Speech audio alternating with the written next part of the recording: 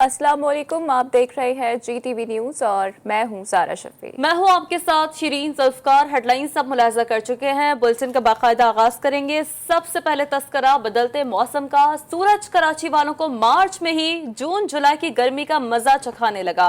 पारा 40 degree centigrade को छू गया। समुद्री हवाओं ने भी शहरियों से अपना रुख मोड़ लिया है। महकमा मौसमियात ने शहर में हीट वेव अलर्ट जारी कर दिया।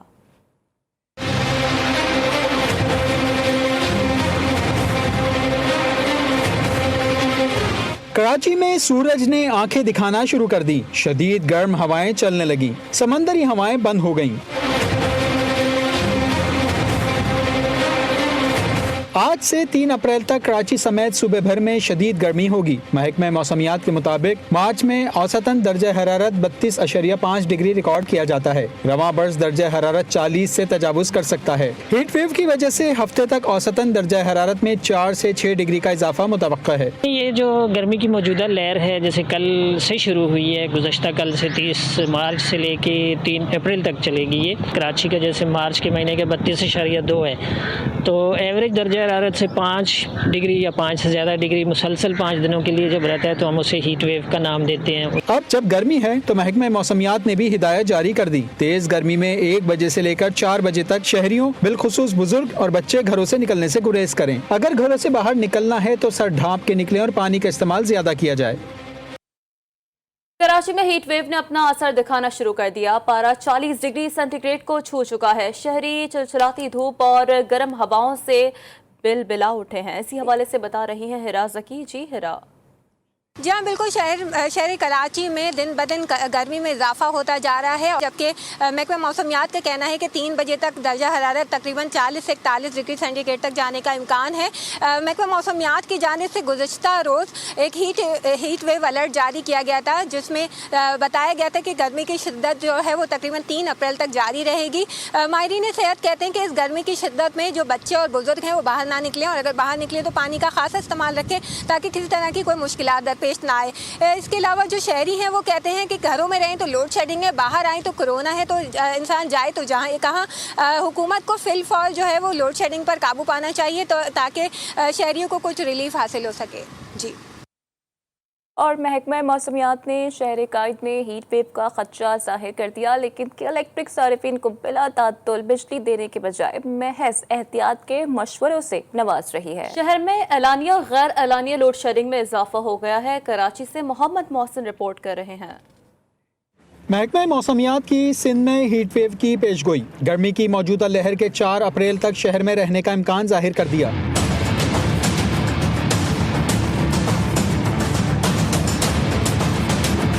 आज शहर का ज्यादा से ज्यादा दर्जा हरारत 41 डिग्री सेंटीग्रेड तक जाने का इम्कान है। समंदरी हवाएं बंद होने की वजह से गर्मी की शिद्दत ज्यादा महसूस की जा रही है। ऐसे में के इलेक्ट्रिक बिला तात्तुल बिजली देने के बजाय शहरियों को एहतियाती तदाबीर के मशवरे दे रही है। के इलेक्ट्रिक को चाहिए कि हमें मशवरा देने से पहले ना खुद बिजली के बारे में कुछ सोचे, बिजली देने के बारे में कुछ सोचे, ताकि हमें रिलीफ मिले। आज भी शहर के लोड शेडिंग से मुस्तस्ना इलाकों में बिजली की तवील बंदिश जारी है। काजमाबाद मॉडल कॉलोनी में रात 11 बजे से बिजली मुनक़ता है। गुलशन इकबाल ब्लॉक 6 और बागे कोरंगी में सुबह 4 बजे से बिजली बंद है। कोरंगी सेक्टर 10 में सुबह 5 बजे, ग्रीन टाउन में 6 बजे, शाह फैसल कॉलोनी में 7 बजे, महमूदाबाद और क्लिफ्टन में सुबह 9:30 बजे से बिजली बंद है। 4 घंटे आती है, कभी 5 घंटे आती है। ये तो बिल तो हमारे पास वो पूरे आ जाते हैं, हम भरते हैं, गरीब लोग हैं, कहाँ जाएं। मुतासिरीन कहते हैं एक जानिब उन्हें घरों में रहने का मशवरा दिया जा रहा है, तो दूसरी जानिब के इलेक्ट्रिक बिजली बंद करके उन्हें घरों से बाहर निकलने पर मजबूर कर रही है। खदशा है कहीं शहर में 2015 के हीट स्ट्रोक की कैफियत न हो जाए। कैमरामैन सलीम अली और साथी रिपोर्टर अहमद अली के साथ मोहम्मद मोहसिन, GTV न्यूज़, कराची। और जहां इस्लामाबाद में वफाकी वज़ीर ख़ज़ाना हमाद अज़हर न्यूज़ कॉन्फ्रेंस कर रहे हैं। तरीके के साथ कोऑर्डिनेशंस करके हम इंशाल्लाह ताला ये काम करेंगे। आज के हवाले से मैं आपको कुछ फ़ैसले बताना चाहता हूँ जो हमने फौरी तौर पे किए हैं। सबसे पहले तो $2.5 अरब का हमने जो बॉन्ड रेज़ किया था उसमें हमें बहुत ज़्यादा कामयाबी मिली है। इस $2.5 अरब के बॉन्ड के अगेंस्ट जो हमें बिड्स आई वो $5 अरब से ज़्यादा की थी, यानी 100% से ज़्यादा की सब्सक्रिप्शन थी, और इसकी हमें कम्पेटिटिव प्राइसिंग भी मिली। इसी दिन जो दूसरे ममालिक भी बॉन्ड फ्लोट कर रहे थे उनसे हमें बेहतर कीमतें मिली। आज ECC کا پہلا اجلاس تھا جس کو میں نے چیئر کیا، اس کے اندر بھی ہم نے کچھ فیصلے کیے ہیں۔ سب سے پہلا فیصلہ تو یہ کیا ہے کہ پیٹرول، جو یہ فیصلہ ECC سے تو ریلیٹڈ نہیں ہے، لیکن وزیر اعظم صاحب کے مشاورت کے بعد ہم یہ اناؤنس کر رہے ہیں کہ پیٹرول اور ڈیزل کی قیمتوں میں کمی کریں گے۔ پیٹرول کی قیمت میں 1.5 روپے لیٹر کمی اور ڈیزل کی قیمت میں 3 روپے لیٹر کمی جو ہے ہم کر رہے ہیں، کیونکہ اس وقت کچھ بین الاقوامی منڈی میں ہمارے پاس گنجائش نکلی ہے کہ ہم یہ قیمتوں میں کمی کر سکتے ہیں۔ ECC میں ہم نے گندم کی جو منیمم سپورٹ پرائس ہے وہ 1800 روپے پہ فکس کرنے کا فیصلہ کیا ہے، جو کہ میں سمجھتا ہوں کہ کسان کے لیے، ہمارے کسان بھائیوں کے لیے ایک ریلیف ہے۔ اس کے علاوہ ہماری جو چینی کی قیمتوں میں اضافہ ہوا ہے، ہم نے پوری دنیا سے امپورٹ تو الاؤ کی ہے چینی کی، لیکن باقی دنیا میں بھی چینی کی قیمتیں زیادہ ہیں جس کی وجہ سے امپورٹ ممکن نہیں ہے، لیکن ہمارے ہمسایہ ممالک میں، انڈیا میں چینی کی قیمت پاکستان سے کافی کم ہے، تو اس لیے ہم نے انڈیا سے چینی کی تجارت جو ہے وہ کھولنے کا فیصلہ کیا ہے 5 لاکھ ٹن کی حد تک پرائیویٹ سیکٹر کے لیے۔ ہماری مجموعی پیداوار 55 سے 60 لاکھ ٹن ہے، تاکہ یہاں پہ بھی ہماری سپلائی پوزیشن جو ہے وہ بہتر ہوئے، جو ایک معمولی سی شارٹیج ہے اس سال وہ پوری بھی ہو جائے اور قیمتوں میں بھی اضافہ ہو۔ اس کا براہ راست فائدہ پاکستان کے غریب عوام کو پہنچے گا۔ اسی طرح کاٹن کی اس وقت، کپاس کی بہت مانگ ہے پاکستان میں، ہماری ایکسپورٹس میں اضافہ ہوا ٹیکسٹائل کی، اور کاٹن کی کراپ اچھی نہیں تھی پچھلے سال کپاس کی، تو ہم نے ساری دنیا سے کاٹن کی امپورٹ کپاس کی الاؤ کی ہوئی ہے، لیکن انڈیا سے نہیں کی ہوئی، اور اس کا براہ راست فرق SMEs پہ پڑتا ہے، یعنی کہ جو چھوٹی صنعت ہے۔ بڑی صنعت تو مصر سے بھی منگا لیتی ہے، دوسرے ممالک سے بھی منگا لیتی ہے، مہنگی بھی منگا لیتی ہے، لیکن SMEs کے لیے یہ ضروری ہے۔ اور آج منسٹری آف کامرس کی پرپوزل کے اوپر ہم نے یہ ECC میں فیصلہ کیا ہے کہ ہم کاٹن کی امپورٹ کو بھی انڈیا سے کھولیں گے جون کے اینڈ تک۔ میں یہاں پہ یہ بھی بتانا چاہتا ہوں کہ پاکستان کی معیشت میں بہت تبدیلیاں آئی ہیں، اور ہمارا کرنٹ اکاؤنٹ ڈیفیسٹ پہ تو کافی بات ہوئی ہے کہ ہم نے تاریخ کا سب سے بڑا کرنٹ اکاؤنٹ ڈیفیسٹ انہیریٹ کیا، اور وہ جو اس کا تاریخ کا سب سے بڑا خسارہ تھا، اور اس کو ہم نے تبدیل کیا ایک سرپلس کے اندر، اور وہ الحمدللہ آج بھی سرپلس کے اندر ہے۔ پرائمری اکاؤنٹ کو بھی ہم نے سرپلس کے اندر تبدیل کیا، لیکن اسٹیٹ بینک آف پاکستان کے جو ریزروز ہیں اس کے اندر جو ایک بہت بڑی تبدیلی آئی ہے، میں آج اس پہ بات کرنا چاہتا ہوں کہ جب ہم آئے تھے تو یہ 8-9 ارب ڈالر کے جو ریزروز تھے، جس میں سے اکثریت جو تھے وہ سواپس پہ، یعنی لیے ہوئے پیسوں پہ مشتمل تھے، اور جب سے ہماری حکومت آئی ہے تو اس میں اگر سواپس کی کلیئرنس کو ڈالیں تو 9 ارب ڈالر کا اضافہ ہوا ہے، 9 ارب ڈالر کا، جس میں 6-7 ارب ڈالر کے سواپس کلیئر کیے گئے اور باقی اس کی سطح کے اندر اضافہ ہوا ہے، اور یہ ایک بہت بڑی کامیابی ہے۔ ہماری جو آج کرنسی ہے وہ اپنے زور پہ خود کھڑی ہے، ہم اس کے اندر ڈالر نہیں جھونک رہے، اور ہم نے اسٹیٹ بینک کو بھی خود مختار کیا۔ ایسا نہیں ہے کہ اسٹیٹ بینک نے حکومت کے کہنے کے اوپر انٹرسٹ ریٹ کو نیچے کیا یا ڈالر جھونک دیے اور آدھے پاکستان کے فارن ایکسچینج ریزروز آدھے سے بھی زیادہ قرضے لے کے جھونک دیے کیونکہ کسی وقت کے وزیر خزانہ نے یہ سمجھا کہ یہ شاید ایک ساؤنڈ اکنامک پالیسی ہے۔ ایسی کوئی بات نہیں ہے۔ موونگ فارورڈ، ہمیں یہ معلوم ہے کہ بہت ساری توقعات ہیں لوگوں کی، اور ہمیں ذمہ داری کا بھی احساس ہے، اور جو اس وقت معیشت کے چیلنجز ہیں اس کا بھی احساس ہے، اور جو ہم ابھی تک گین کر چکے ہیں، یعنی کہ جو ہم اسٹیبلائزیشن اچیو کر چکے ہیں کرنٹ اکاؤنٹ کے اندر، فارن ایکسچینج ریزروز کے اندر، اپنی لارج اسکیل مینوفیکچرنگ میں جو ہم گروتھ رجسٹر کر چکے ہیں، ہم ان سب کو آگے انشاءاللہ تعالیٰ ایک بہتر طریقے سے لے کے چلیں گے۔ جو ہمارے اسٹرانگ پوائنٹس ہیں ان کو مزید انشاءاللہ تعالیٰ مستحکم کریں گے، اور جو چیلنجز ہیں خاص طور پہ قیمتوں کے حوالے سے اور جو دوسری چیزیں ہیں جو اس وقت معیشت کے چیلنجز ہیں ان کو ہم کریں گے۔ IMF کے ساتھ بھی ہماری بات چیت جو ہے وہ چل رہی ہے اور میں ان سے رابطے میں ہوں۔ $500 ملین کی جو فریش ٹرانچ ہے وہ بھی حکومت پاکستان کو ریسیو ہو چکی ہے الحمدللہ، اور اس کے علاوہ اب یہ $2.5 ارب جو ہے یہ بھی ہمارے ریزروز کے اندر ایک ہیلدی ایڈیشن جو ہے وہ کریں گے۔ اس کے ساتھ ساتھ میں یہ بھی کہنا چاہوں گا کہ جو میڈیا ہے آپ لوگوں کے ساتھ بھی رہنمائی اور آپ لوگوں کے ساتھ بھی مسلسل رابطہ رہے گا، اور جو عوام کے منتخب ہمارے نمائندے ہیں پارلیمنٹ میں جو بیٹھے ہیں ان سے بھی میں کوشش کروں گا کہ میرا براہ راست ہر ممکن رابطہ رہے، کیونکہ وہی ہمارا مین لنک ہیں عام عوام کے ساتھ۔ میں خود بھی لوگوں کے ووٹ لے کے آیا ہوں, براہ راست الیکٹ ہو کے آیا ہوں, اور واپس لوگوں میں ہی جاؤں گا اور لوگوں کو ہی جواب دوں گا. تو یہ سلسلہ انشاءاللہ تعالیٰ جتنی بھی پالیسیز بنیں گی, میں آپ کو یہ یقین دلاتا ہوں کہ کبھی کبھی سخت فیصلے بھی کرنے پڑتے ہیں حکومتوں کو, اور بڑے فیصلے کیے بغیر حکومتیں اور قومیں آگے جاتی بھی نہیں ہیں. ہر وقت جو ہے وہ ایک پاپولر فیصلہ کرنا بھی مشکل ہوتا ہے, لیکن اور کبھی کبھی درست فیصلہ جو ہے وہ سخت فیصلہ بھی ہوتا ہے. لیکن ہماری ہر پالیسی جو ہے انشاءاللہ تعالیٰ اس کی بنیاد جو ہے وہ پاکستان کی فلاح اور عام آدمی کی فلاح انشاءاللہ تعالیٰ ہوئے گی. اب میں اس مختصر سی بات کے بعد میں آپ کے سوالات لینا چاہوں گا. سر یہ بتائیے کہ پچھلے تقریباً 2 سال سے کشمیر اور پچھلے 2 سال میں آپ نے دیکھا کہ چین اپنا آٹا, ٹماٹر, پیاز اور آلو کو اس طرح کی جو سبزیاں ہیں اس کی وجہ سے پاکستانی عوام میں کافی سفر کیا. ہم نے ان ساری چیزوں کے اوپر تو ابھی تک کوئی فیصلہ نہیں کیا. چینی اور کاٹن کے اوپر بڑے بڑے فیصلے کر دیے, جبکہ ادھر سے کوئی جواب ہمارے پاس نہیں ہے. وہ ابھی تک اپنی صورتحال کے اوپر قائم ہے, تو ہم کیوں کنسیڈ کر رہے ہیں, اس کے پیچھے کیا ہے؟ دیکھیں, ہم نے اپنی عوام کی فلاح دیکھنی ہے اور اپنی صنعت کی فلاح دیکھنی ہے. ہم نے یہ دیکھنا ہے کہ پاکستان کا فائدہ کس چیز میں ہے, اور اگر پاکستان کا فائدہ تجارت میں ہے, اگر قیمتوں میں عام آدمی کی, غریب آدمی کی جیب پہ بوجھ کم ہوتا ہے کسی ملک کے ساتھ تجارت کر کے, تو اس میں کوئی حرج نہیں ہے. اور جہاں تک آپ نے دوسری اشیاء کی بات کی ہے, تو جب وقت آئے گا اور جو صورتحال جیسے ڈیولپ ہوئے گی تو تب وہ فیصلہ اس کے اوپر بھی نظر ثانی کر لیں گے. جو ابھی 2 ارجنٹ چیزیں ہمارے سامنے تھیں وہ اس کے اوپر ہم نے فی الحال فیصلہ کیا.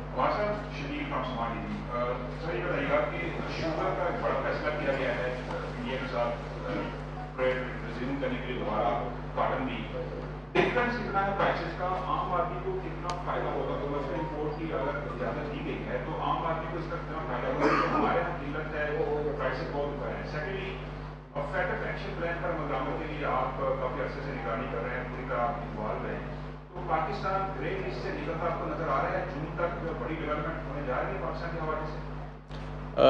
دیکھیں, فیٹف کے حوالے سے ہم پوری کوشش کر رہے ہیں. ہمارا جو اس وقت کا موجودہ جو ایکشن پلان ہمیں ملا ہوا ہے اس میں 3 چیزیں رہ چکی ہیں, اور وہ 3 چیزیں ہمیں امید ہے کہ انشاءاللہ تعالیٰ جون میں ہم مکمل کریں گے اور ہم اپنا کیس جا کے پلیٹ کریں گے. دوسری طرف ہمارا ڈیول ایکشن پلان ہے, دوسرا ایکشن پلان بھی چل رہا ہے, اور اس کو بھی ہم جتنا زیادہ مکمل ہو سکتا ہے وہ مکمل کرنے کی کوشش کر رہے ہیں, اور پوری محنت کے ساتھ انشاءاللہ تعالیٰ ہم آگے جائیں گے. اس سے زیادہ میں فی الحال کچھ نہیں کہوں گا.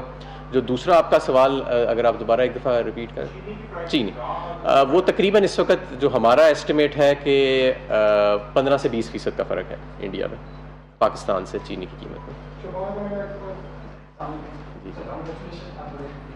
Thank you.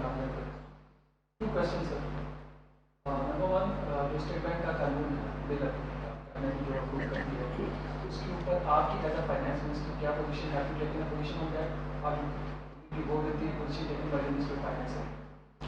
Second which is related to the state bank, یہ جو اس کے اندر ریکمنڈیشن آئی ہے, آلدو کہ یہ آئی ایم ایف کی ایک شرط ہوتی ہے اس کی قانون کے حوالے سے, تو ایک انفارمیشن یہ بھی ہے کہ یہ جو ہم نے فائنل ڈرافٹ کیبنٹ سے اپروو کروایا ہے یہ اس سے بھی بڑھ کر ہے جو ہم آئی ایم ایف نے ہم سے مانگا تھا. Will you make the IMF technical mission report public? Number 1. Number 2, کیا آپ کو ایسی انکوائری کروانا چاہیں گے جہاں پہ یہ ساری چیزیں کلیئر ہو جائیں گی, جس طرح اکراس سیکشن سے اس کے اوپر اپوزیشن آئی ہے, some thing wrong has happened. آپ اسٹیٹ بینک کی بات کر رہے ہیں. دیکھیں, ہم نے تو جو اسٹیٹ بینک کی اٹانومی کا بل ہے وہ جو انٹرنیشنل بیسٹ پریکٹسز ہیں, باقی تمام ممالک کا جو تجربہ ہے وہ سامنے رکھ کے کیا ہے, اور پارلیمنٹ ہی سوورن ہے اس ملک کے اندر, کوئی اور ادارہ سوورن نہیں ہے, اور ہم ایک اوپن مائنڈ کے ساتھ اس کو پارلیمنٹ میں لے کے جائیں گے, اور جو سجیشنز ملیں گی کہ اس کو مزید کیسے بہتر کیا جا سکتا ہے وہ ہم انکارپوریٹ کرنے کے لیے تیار ہیں, اس میں کوئی حرج نہیں ہے. لیکن جس طرح اس کو سنسنی دی گئی ہے وہ بھی بات درست نہیں ہے کہ جیسے کوئی سوورنٹی کنسیڈ کر دی گئی ہے. یا اگر آپ گہرائی میں جائیں اور پچھلا بل پڑھیں اور یہ والا بل پڑھیں, پچھلے بل میں بھی خاصی سوورنٹی اور آٹونومی, سوورنٹی نہیں, خاصی آٹونومی اور انڈیپینڈنس اسٹیٹ بینک کو دی گئی تھی. اسی کو کنسولیڈیٹ کیا گیا ہے, اسی کو مزید بہتر کیا گیا. لیکن ہم پورے کھلے دل اور دماغ کے ساتھ تمام سٹیک ہولڈرز کی رائے لیں گے, اور ہر چیز میں بہتری کی گنجائش ہے. اگر اس میں بہتری آ سکتی ہے تو ہم بالکل لے کے آئیں گے, اور اگر ریویژن کرنی پڑے گی اس کے اندر کوئی تو ہم بالکل کریں گے. وہ ہم دیکھیں گے, ٹائم پہ دیکھیں گے. سر آپ کو سر یورو بانڈس کے بعد سوپ بانڈس بھی جاری کرنے کا فیصلہ کیا گیا ہے, اس کی کیا پوزیشن ہے اور یہ کب تک جاری کیا جائے؟ جی, سکوپ بانڈس بھی ہم جاری کریں گے, لیکن اس کی ابھی فی الحال ہمارے پاس ڈیٹ نہیں ہے. ابھی ڈیٹ نہیں ہے فی الحال ہمارے پاس. سر مہتاب نامے میں نیوز سے پوچھنا یہ دو سوال آ رہا ہے. ایک تو آپ نے انفلیشن کی بات کی اور اس کو چیلنج کرنے کی, لیکن آپ کی جو انفلیشنری پریشر ہے وہ امپورٹڈ کموڈیٹیز کے اوپر ہے. تو اس کے لیے دو حل ہے, یا تو آپ وہ پاس آن کریں یا سبسڈی دیں. کیا حکومت اس کے بارے میں کوئی غور و فکر کر رہی ہے یا آپ سبسڈی ٹارگیٹڈ سبسڈی کا نیا میکینزم لے کر آئیں؟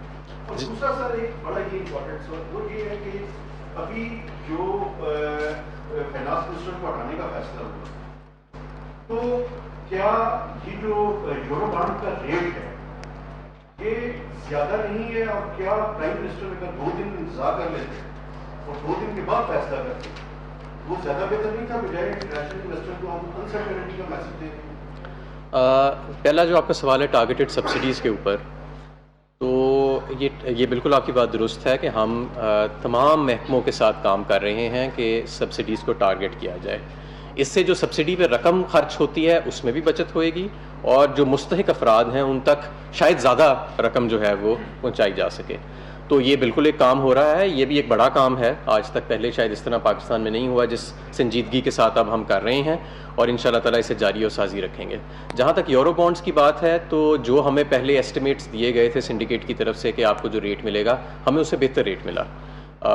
اور نہ صرف یہ بلکہ جس رات کو میری نوٹیفیکیشن ہوئی تھی, تو جی جو جس رات کو میری نوٹیفیکیشن ہوئی تھی اسی رات کو جو میں نے 1 گھنٹے بعد ہی پہلا کام یہ کیا تھا کہ سنڈیکیٹ آف انٹرنیشنل بینکرز جو ہمارا مینیج کر رہے ہیں ان کے ساتھ میں نے ایک کانفرنس کال کی تھی 2 گھنٹے کی, اور دے ور ویری کمفرٹیبل کہ ٹرانزیشن مکمل ہو چکی ہے اور اسموتھ ہے, اور جس کا کوئی میں سمجھتا ہوں کہ ایسا اثر نہیں آیا. یہ جو اسٹیٹ بینک کے یا بینکوں کے مارکیٹ سے ڈالر خریدنے یا دوسری کرنسی خریدنے پر جو بار لگی ہوئی ہے, اس کا فائدہ تو ہوا ہے کہ روپیہ جو ہے اس کو زیادہ ہرٹ نہیں دینا پڑا, لیکن دوسری طرف اس کا فائدہ ہونا چاہیے تھا اگر روپے کی قیمت کم نہیں ہو رہی تو انفلیشن پہ جو انفلیشن پہ دباؤ آ رہا ہے اس کو کم ہونا چاہیے تھا. یہ دوسرا جو کام ہے یہ کیوں نہیں ہوا؟ دیکھیں, ایک تو یہ کہ یہ سڈنلی تو ہوتا نہیں ہے, اس کا ایک لیگ ہوتا ہے ڈیویلیویشن کے افیکٹ کا. عموماً تصور کیا جاتا ہے کہ 2 ماہ کا لیگ ہوتا ہے کہ جب وہاں سے گڈز آرڈر ہوتی ہیں پہنچتی ہیں اور نئے سودوں کے اوپر, تو اس کو سسٹین کرنا پڑتا ہے تھوڑی دیر کے لیے. تو بہرحال یہ ایک فری مارکیٹ ہے جیسے میں نے آپ کو بتایا, اور یہ روپیہ جہاں پہ بھی سیٹل کرتا ہے اس میں اب حکومت جو ہے اس کی مداخلت کافی ہم کم کر چکے ہیں. سوال یہ ہے کہ ابھی جو آپ نے کریک ڈاؤن شروع کیا ہے شوگر ملوں کے خلاف, اس کی وجہ سے شوگر مل کی جو سپلائی چین ہے وہ متاثر ہو رہی ہے. اب جب دنیا سے چینی آئے گی تو کیا ڈسٹریبیوشن میکینزم کیا ہوگا, اور کیسے جو اس وقت ملک میں چینی کی قلت ہے وہ کس حد تک بہتر ہو سکے گی؟ دیکھیں, یہ اس کے 2 راستے ہیں. ایک تو یہ کہ ٹی سی پی اپنا ٹینڈر کرتا ہے, وہ سرکاری چینی آتی ہے, اور دوسرا راستہ ہے کمرشل امپورٹ کا کہ جو پرائیویٹ سیکٹر خود امپورٹ کرتا ہے, اور وہ جو آپ کا باسکٹ ہے شوگر باسکٹ جو ٹوٹل کوانٹٹی اویلیبل ہے پاکستان میں اس میں ایڈ کرتا ہے.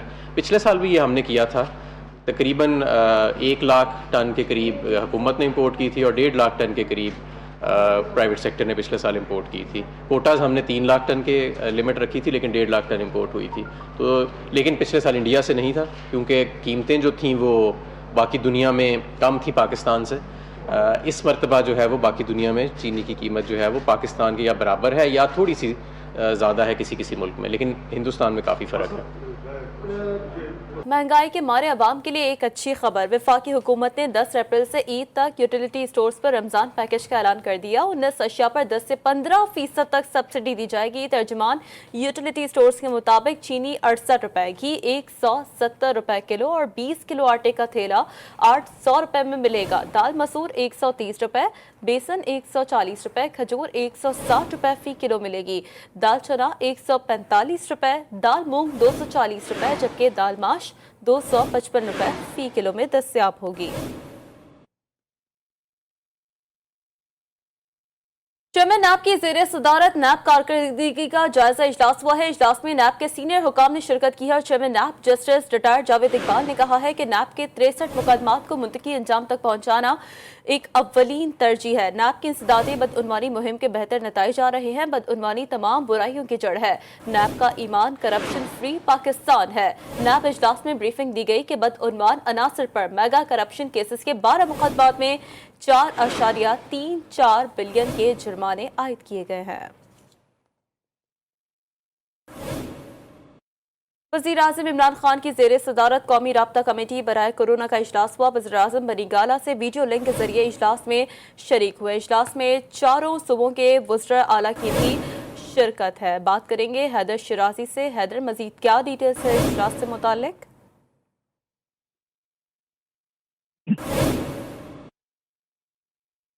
हैदर शिराजी से एक बार फिर राब्ता बहाल करने की कोशिश करेंगे। आपको खबर से मुताल्लिक अपडेट कर रहे हैं। वज़ीर-ए-आज़म की बनी गाला से वीडियो लिंक के जरिए इस इजलास में शिरकत जो कि मुतवक्के है और साथ साथ वज़ीर-ए-आज़म इमरान खान की ज़ेरे सदारत कौमी राब्ता कमेटी बराए कोरोना का इजलास जो कि होने जा रहा है और वीडियो लिंक के जरिए वज़ीर-ए-आज़म इमरान खान जो कि शरीक होंगे। इजलास में चारों सूबों के वज़ीर आला भी शरीक होंगे। वीडियो लिंक के जरिए ये इजलास होगा। गो के डॉक्टर्स ने वज़ीर-ए-आज़म इमरान खान को सेहत याबी के हवाले से जो कंफर्मेशन और इसी सिलसिले में उनकी कोरोना टेस्ट रिपोर्ट जो कि मनफी आ गई थी, लेकिन फिर भी एहतियाती तदाबीर को अपनाते हुए वो आज के इस इजलास में वीडियो लिंक के जरिए शरीक होंगे। भारतीय अरबपति की म्यांमार की कंपनी को बड़ी अदायगी। गौतम अडानी ने म्यांमार इकोनॉमिक कॉर्पोरेशन को $52 मिलियन की अदायगी कर दी। रूसी मीडिया के मुताबिक गौतम अडानी ने यंगून में पोर्ट से मुतालिक एक डील में इकोनॉमिक कॉर्पोरेशन को रकम की अदायगी की। रूसी मीडिया ने दावा किया है कि इकोनॉमिक कॉर्पोरेशन म्यांमार की फौज से मुंसलिक और अमरीका की मंजूर नजर कंपनी है। इन दोनों मगरबी ममालिक म्यांमार में लॉबिंग के लिए मुतहरिक हैं। रूसी मीडिया ने भारत के इस इक़दाम को म्यांमार में अमरीकी मौक़िफ़ की हिमायत करार दिया है। आईसीसी ने T20 टेस्ट और वनडे की नई रैंकिंग जारी कर दी है। T20 बैटिंग कैटेगरी में बाबर आजम की तीसरी पोजीशन बरकरार है। T20 और टेस्ट बॉलिंग रैंकिंग में कोई भी पाकिस्तानी टॉप 10 में जगह ना बना सका। इंटरनेशनल क्रिकेट काउंसिल ने तमाम फॉर्मेट की नई रैंकिंग जारी कर दी। वनडे बॉलर्स रैंकिंग में ऑस्ट्रेलिया के पैट कमिंस पहली पोजीशन पर बरकरार है। भारतीय लेग स्पिनर रविचंद्र दूसरे, जबकि न्यूजीलैंड के जिल वैगन्स तीसरे नंबर पर है। T20 बैटिंग रैंकिंग में इंग्लैंड के डेविड मिलान पहले, ऑस्ट्रेलिया के एरन फिंच दूसरे नंबर पर रहे, जबकि पाकिस्तान के बाबर आजम तीसरे नंबर पर हैं। T20 बॉलर्स रैंकिंग में जनूबी अफ्रीका के तबरेज शमसी पहले, अफगानिस्तान के राशिद खान दूसरे, जबकि ऑस्ट्रेलिया के एस्टन ईगर तीसरे नंबर पर हैं। T20 और टेस्ट बॉलिंग रैंकिंग में कोई भी पाकिस्तानी टॉप 10 में अपनी जगह न बना सका। न्यूज़ बुलेटिन से फिलहाल इतना ही। रहिए जी के साथ, जी पाकिस्तान के लिए।